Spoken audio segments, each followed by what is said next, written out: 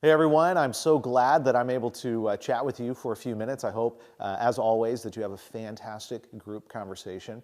And this week I'm going to ask you to really dig in, get personal, and get vulnerable with some of the things that we're talking about.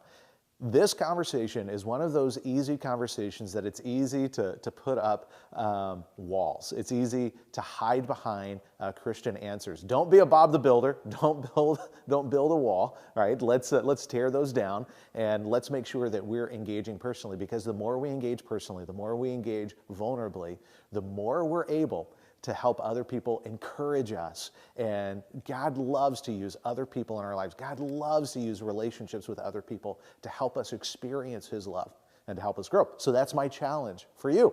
Now, what are we talking about today that requires you to lean in, tear down your walls, and be a bit vulnerable? The question is, what do you look to justify yourself? In this week's message, a guy asked the question to Jesus because he wanted to justify himself.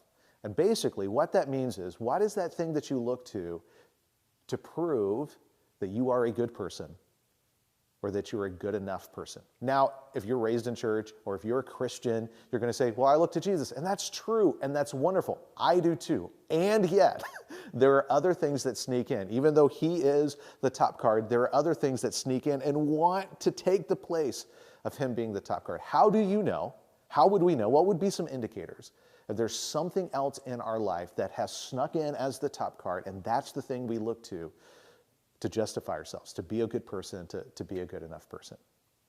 I'm gonna step on some toes. I'm gonna meddle. That's okay. If you're engaging this as a spouse, try not to elbow each other or look at each other. Don't give each other away in front of your group.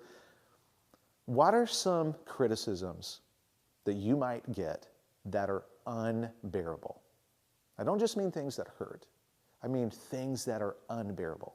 Perhaps that's an area in your life, and that's the thing that you look to prove that you're good enough, and you cannot bear to let anyone see that maybe you don't measure up to their standard or even to your own. Just something to consider.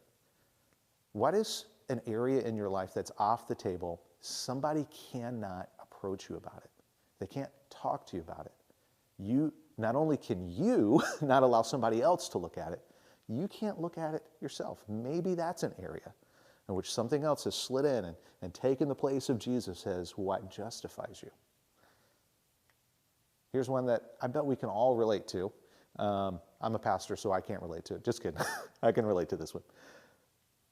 What are areas where you think you're better than someone else? I mean, seriously. Seriously. When you're watching news coverage on TV, who do you kind of feel better than? When you're traveling and there's that one obnoxious person, on the plane or whatever, and you kind of feel better than that person. Is it possible that something else has slid in? Because I am blank, or because I do blank, or because I believe this, or because I don't do that, I kind of feel a little bit better. It's possible that something else has slid in. And that's what we look to prove to ourselves and to prove to others that we're good or that we're good enough. So I want to challenge you to lean into that.